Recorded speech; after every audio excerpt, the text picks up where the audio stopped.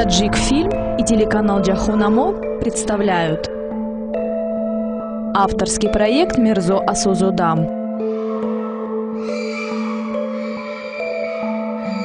из цикла «Моя Краина».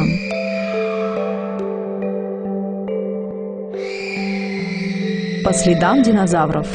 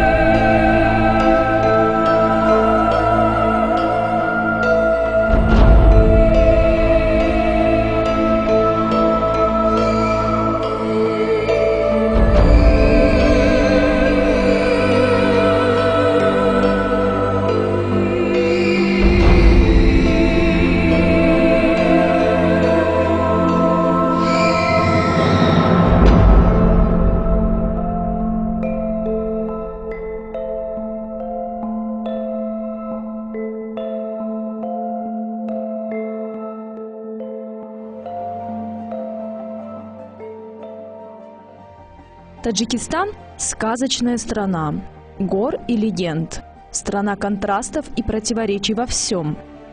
В природе, в климате, в социальной сфере. Порой средневековье здесь уживается с современными технологиями, палящее солнце с вечными льдами, а гостеприимство и щедрость людей – поразительной бедностью. Но это еще не все. Мы будем путешествовать только по одному маленькому уголку Таджикистана. Это историко-природный парк Ширкент. Для туристов долина Ширкент – это место неограниченных возможностей. Альпинизм, спортивный туризм, исторические, этнографические, приключенческие туры, рафтинг, велотуры, джип-туры, рекреационный туризм и многое другое. Более 300 солнечных дней в году путешествовать здесь можно не только летом, но весной и осенью.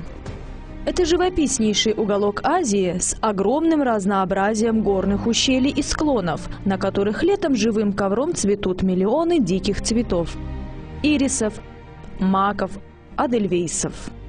Как живописно сочетание горных хребтов и альпийских травянистых лугов. Именно здесь находятся самые чистые и непередаваемо прекрасные родники, окаймленные высочайшими скалистыми горами, венчаемыми снежными шапками. И именно здесь почти лунные пейзажи оживлены хитросплетениями арчевых стволов, закрученных странной силой ветра и солнца в невероятные фигуры. Именно здесь царит мистическая тишина, и за каждым новым поворотом крутой тропы новая тайна. И именно здесь многие находят для себя ответы на самые сокровенные вопросы бытия.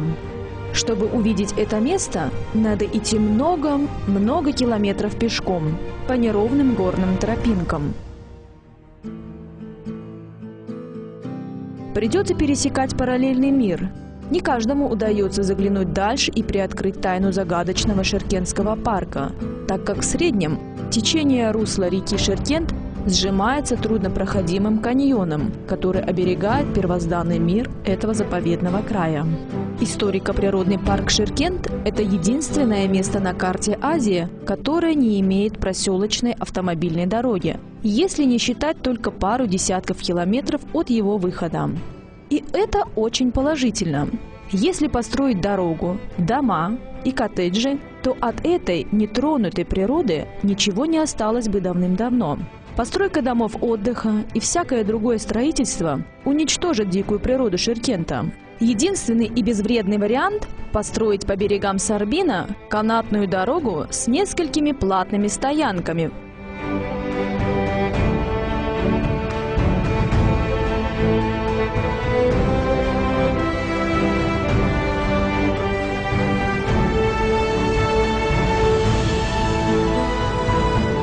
Но, естественно, по доступной цене. Тогда туристам и посетителям будет комфортно и удобно. и дикая природа не пострадает от человеческих отрицательных действий.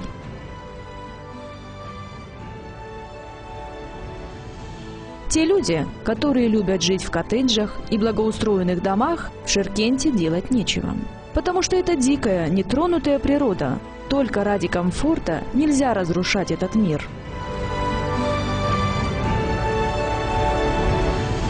Мы начали свой путь по Ширкенту по берегам Сарбина. Это не доезжает до села Хакиме. Поворачиваешь в левую сторону, и впереди нас ждет 50 километров дороги вверх пешком. Наши гиды, Хайтали с Холбоем и оператором, остановились отдохнуть. Наша группа состоит из 6 человек. Про 2 из них я расскажу уже в финальной части нашего путешествия по Ширкенту. Во время привала мы посмотрим на прошлое Ширкента и потом продолжим свой путь по следам динозавров. Переворотов было тут немало. Вершина дном одно, вершина 100.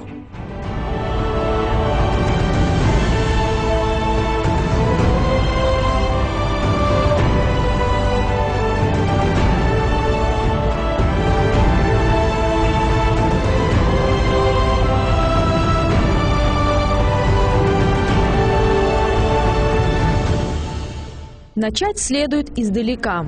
Тетис существовал во времена от позднего палеозоя до мезозоя, то есть в период от 320 до 665 миллионов лет назад, разделяя древние континенты – Гондвану и Лавразию. Около 280 миллионов лет назад от Гондваны отделился так называемый Киммерийский материк, который, медленно пересекая Тетис, в конце концов столкнулся с Лавразией около 200 миллионов лет назад. В связи с этим уместно говорить о 2 океанах – Тетис, Палеотетисе 320-260 миллионов лет назад и Неотетисе, или просто Тетисе 200-665 миллионов лет назад.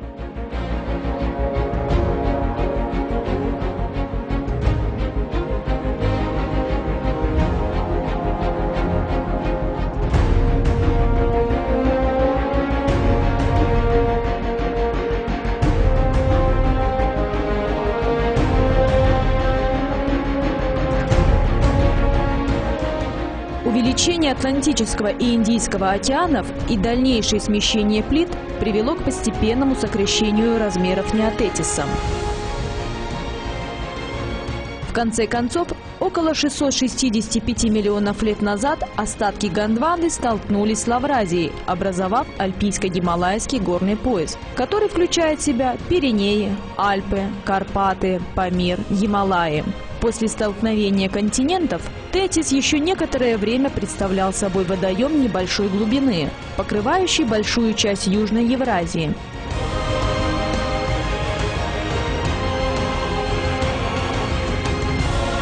Восточная часть Средиземного моря, Черное и Каспийское моря, Персидский залив, а также моря Малайского архипелага являются остатками Тетиса.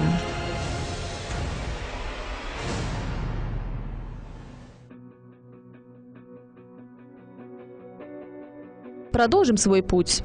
Пройдя некоторое расстояние вверх, по горной тропе мы пришли к самому труднодоступному месту и оказались у начала восхождения, где заканчивается побережье Сарбина. Еще у подножия горы в метрах 100 находится перевал Яхоб, или, как на местном языке его называют, Акбаи-Яхоб.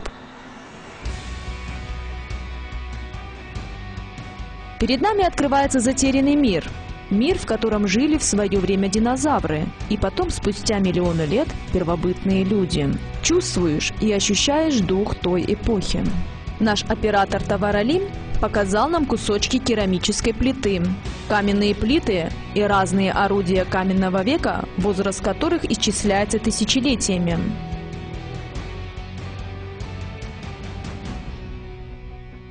Кажется, это место было местом, где жили люди каменного и бронзового века. Об этом свидетельствуют следы первобытных людей, места захоронения древних могил, разные рисунки на каменных плитах. И, конечно, много-много разной хозяйственной утвари.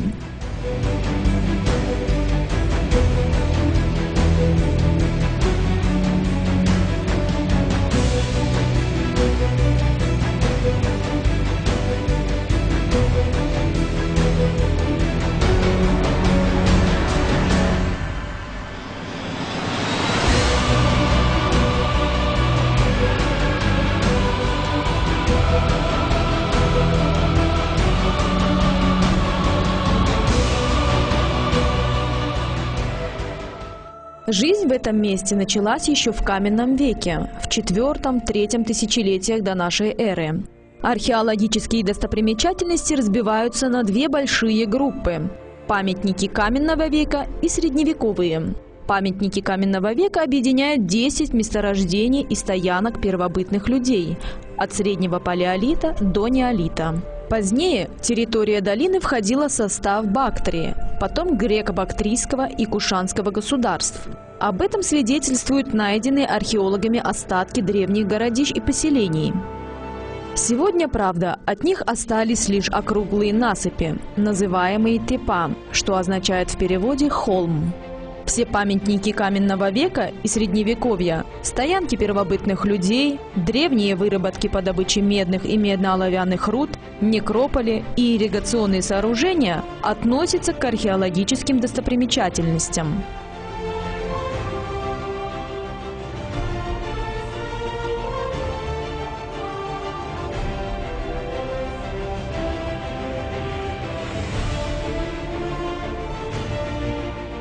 Любопытные этнографические объекты, локализованные главным образом в кишлаке Пашми-Кохна, демонстрируют некоторые бытовые, культурные и религиозные традиции современного населения долины Ширкент. Кстати говоря, село Пашми-Кохна – это основное место для посетителей барьера и самая близкая и подходящая стоянка к следам динозавров. Оно считается центром историко-природного парка Ширкент. Это сезонное село. Только в теплый период жители низкогорья на осликах и лошадях привозят своих пчел, гонят мед и смотрят за своими домашними животными. И при первых заморозках, которые уже наступят после 20 августа, покидают Пашми-Кохна. Уже заметно, эти сезонники рубят орчевый лес. Начали уничтожать природу Ширкента. Территория парка стала для отдельных чиновников как собственное пастбище. Они уничтожают много лекарственных растений.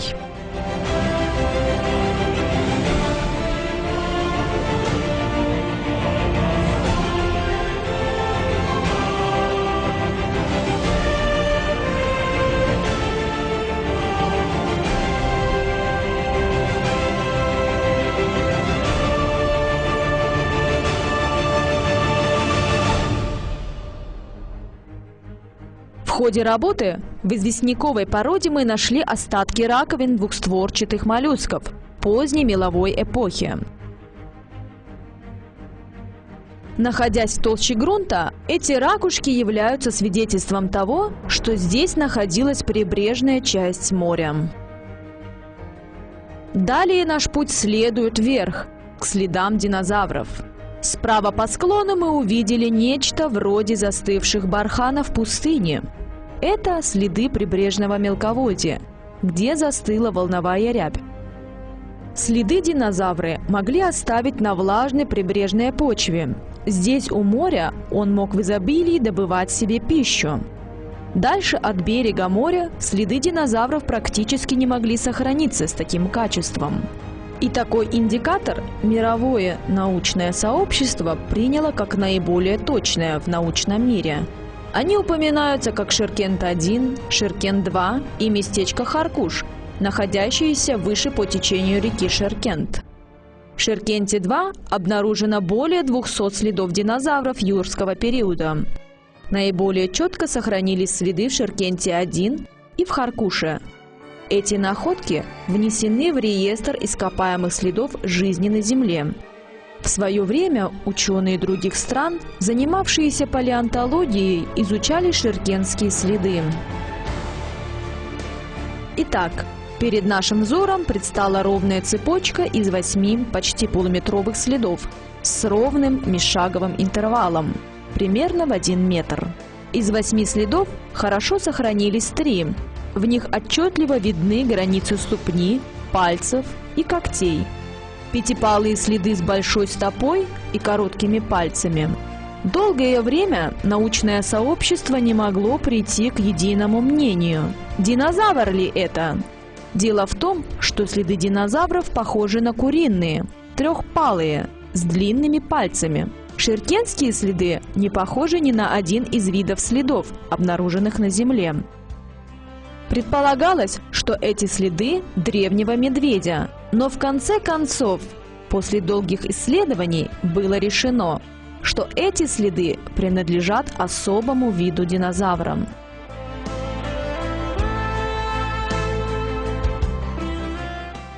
Кстати говоря, аналогов этим следам пятипалого динозавра в мире до сих пор пока нет. И это делает ширкенские следы уникальным сокровищем истории. Как же сохранились следы до наших дней? Ведь возраст их более 80 миллионов лет.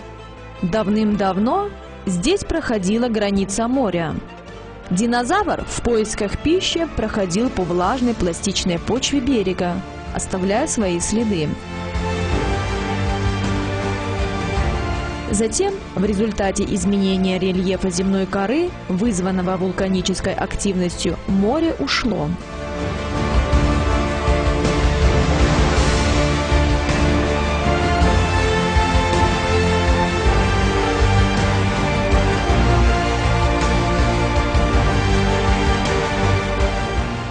Следы высыхали, покрывались листвой, растениями. Далее поверх этого накладывались различные осадки, в том числе из грунтов разных пород.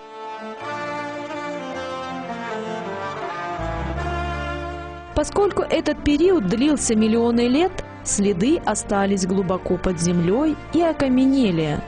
За это время, в результате столкновения подземных плит, здесь образовались горы. Слой следоносного мелового периода вырвался наружу.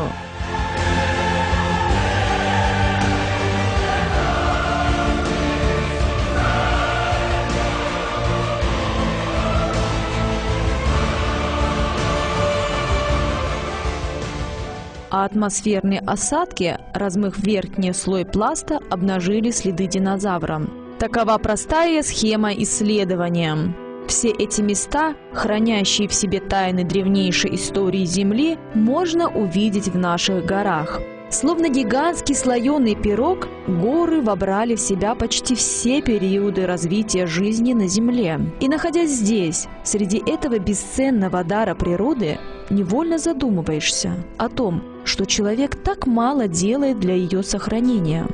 На месте следов динозавра должны были оборудовать специальные навесы, предохраняющие их от атмосферных воздействий, смотровую площадку для посетителей и лестницу, ведущую к следам. За последние годы следы сильно разрушились.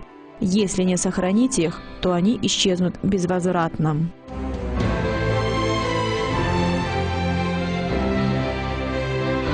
В зависимости от климатических условий, следы в Ширкенте-1 могут исчезнуть в ближайшие 2-3 десятилетия. Сейчас этот уникальный памятник природы из-за нашего равнодушия медленно разрушается.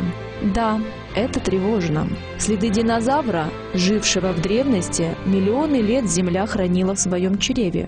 И вот сравнительно недавно, в наши дни, они, обнажившись из толщи Земли, могут исчезнуть навсегда.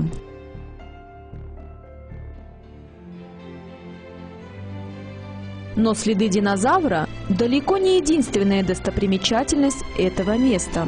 К числу редких относятся также ископаемые следы сверления камнеточцев, моллюсков и гигантские знаки волновой ряби, трещины усыхания морского ила и реликаты кор в разрезах мезозоя. Окруженная со всех сторон высокими и труднопроходимыми горами долина, с севера замыкается заснеженным хребтом Дарайя-Яхоп и мечети Калдырга, отдельные вершины которого достигают высоты 4400-4500 метров. На фоне серых гранитных скал и сверкающих на солнце снежных хребтов ярко выделяется нижний ярус рельефа, образованным красноцветным песчаником и конгломератами, которые образуют здесь широкую ступень, протянувшуюся более чем на 5 километров и получившую название Ширкенский барьер.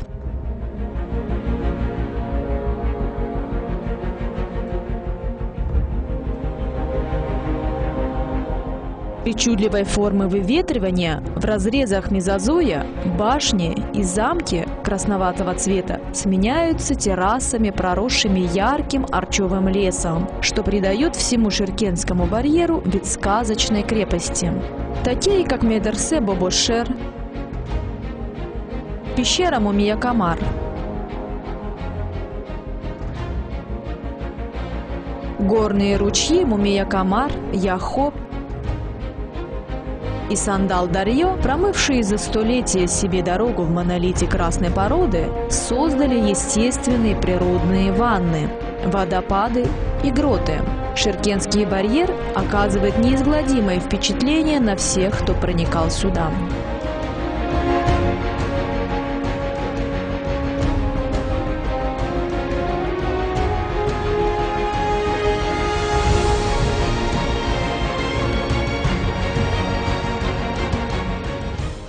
Теперь чуточку о создании парка.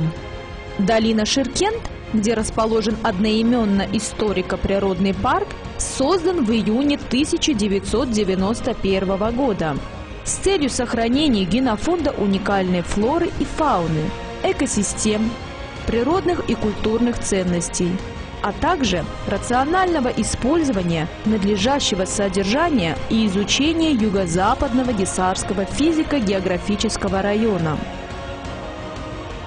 Памятники природы и истории в долине реки Ширкент имеют большое научно-рекреационное значение и вместе с живописными ландшафтами составляют основное содержание историко-природного парка. На сегодняшний день площадь историко-природного парка составляет 3000 гектаров. В перспективе ожидается его расширение до 30 тысяч гектаров.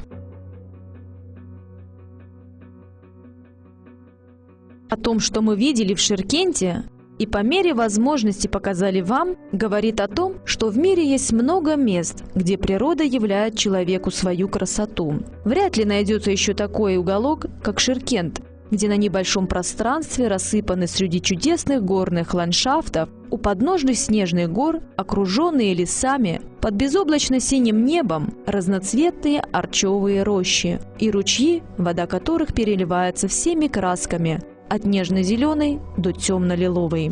Струящиеся потоки чистейших рек, мягкие ковры трав под ногами, бездонное небо, без единого облачка, в которое просто невозможно смотреть без изумления и восхищения, навсегда останутся в сердце каждого, кто увидел все это.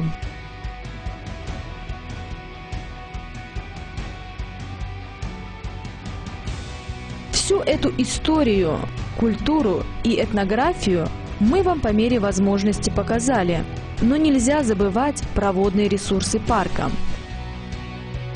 Главная водная артерия парка – это река Ширкент и ее притоки Сандал-Дарья, Мумия Камар, Дарьё и Яхоп.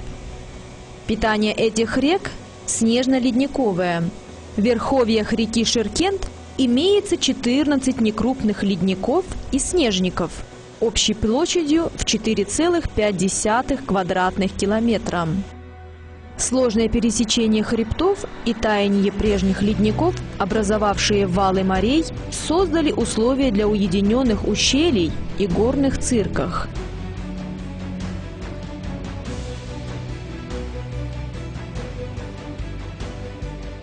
Водный поток, берущий свое начало с горных вершин, протекая вдоль всего ущелья, питает долину. Прозрачные родники, тенистые арчевые рощи, многолетние деревья и многообразие животного мира, и над всем этим лазурные купола безоблачного неба.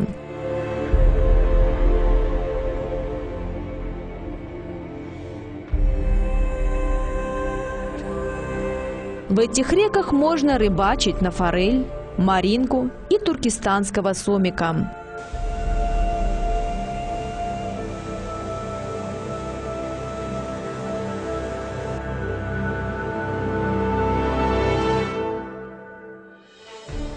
В Ширкенте никак нельзя забывать про ее богатую флору. В народе растительность мира называют средством от 99 болезней. По словам древних лекарей, как без муки нельзя испечь хлеб, так без мира растений нельзя лечить многие болезни людей и животных.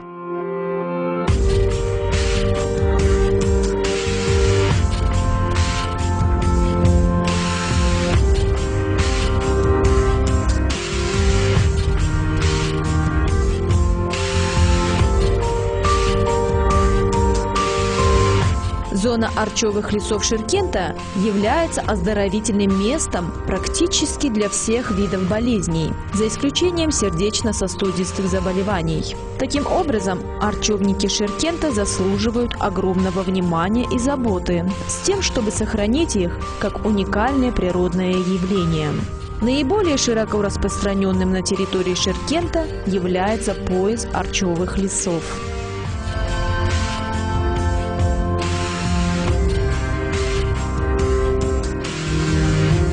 Растительность Ширкента подчинена высотно-климатическим факторам, в силу чего наблюдается последовательная смена растительных комплексов в высотном профиле.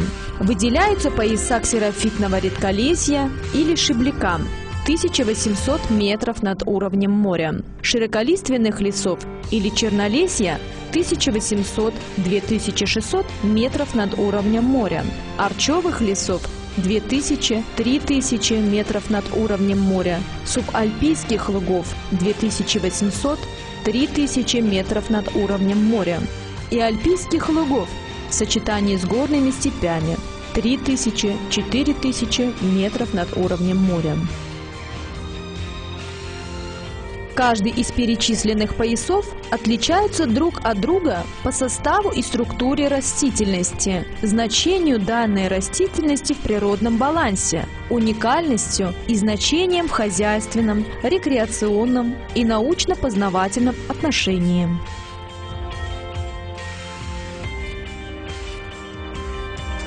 А для любителей животного мира Ширкентский парк – самое подходящее место с богатой фауной.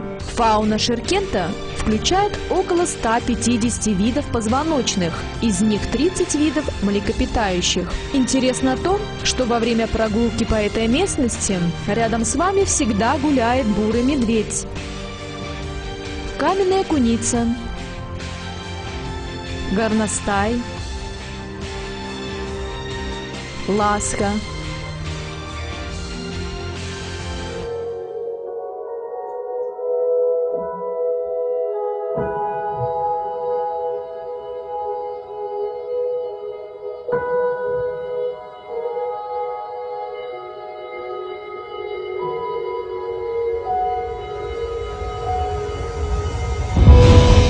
а сурок пока греется на солнце.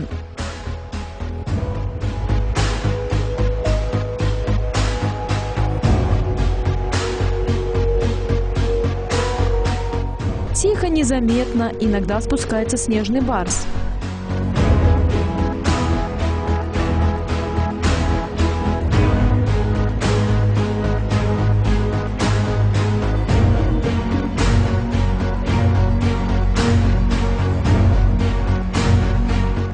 В это время над вашей головой летает беркут в поисках пищи. Белоголовый сип смотрит внимательно из-за дерева, а параллельно туркестанский балабан и рыжеголовый сапсан, местное название шахин, тоже ведут свою охоту на кого-то.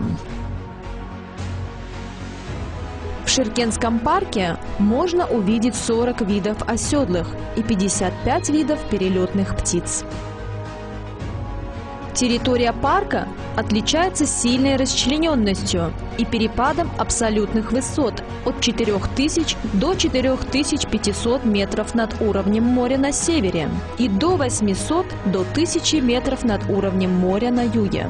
По сравнению с климатом других высокогорных районов южного склона Гисарского хребта, климат парка более холодный и суровый. Лето здесь менее жаркое, зима более продолжительная и суровая, а осенние и весенние периоды сокращены.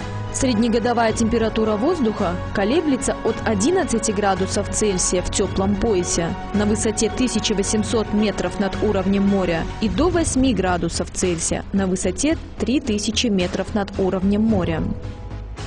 Средняя высота снежного покрова в феврале достигает 60-70 сантиметров, а общее количество дней, в течение которых держится снег, от 100 до 130. Путешествия по Ширкентскому национальному парку наиболее привлекательны весной, середина апреля, середина июня, а также осенью, с начала сентября по начало ноября. Преимуществами путешествий по Ширкенту являются близость и безопасность района, хорошие тропы, удобные подъездные пути, возможность путешествовать в то время, когда другие горные районы недоступны вследствие глубокого снежного покрова. Туристы и любители природы могут по пути сделать остановку и запастись продуктами в селе Хатими, в домиках и коттеджах по берегам реки Каратак и Ширкент. Выбор большой по вкусу и по доступным ценам, потому что до села Пашми-Кухна больше негде будет взять продуктов. Итак, наше путешествие по Ширкенту подходит к финалу. Все время, пока я работал над фильмом и путешествовал по Ширкенту, я чувствовал, как будто все время рядом со мной были Антуан де Сент-Экзюпери и его герой Маленький принц. Экзюпери и его герой Маленький принц любили и оберегали от Баобаба свою маленькую планету и ни на одну минутку не забывали о своем единственном любимом цветке. Мы должны также любить и оберегать свою землю, пока Баобабы не пустили свои корни глубоко в нашу землю. Если вовремя их не распознать, потом от них уже не избавиться. Они проникают насквозь своими корнями, и наша горная страна очень маленькая, а они разорвут ее на клочки. Мы должны, как Маленький принц и Антуан Экзюпери, защищать и оберегать невинную природу Ширкента, где приятно путешествовать по времени.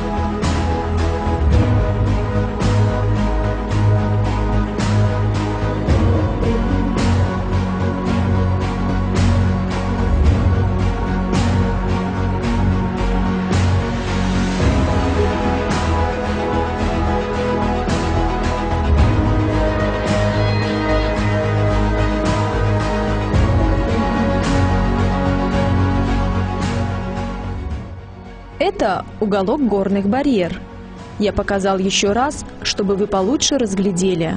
Если любишь цветок, единственный, какого больше нет ни на одной из многих миллионных мест под звездами, то довольно посмотреть на Ширкент и почувствуешь себя счастливым. И говоришь себе, где-то там живет мой цветок. До свидания, всего доброго.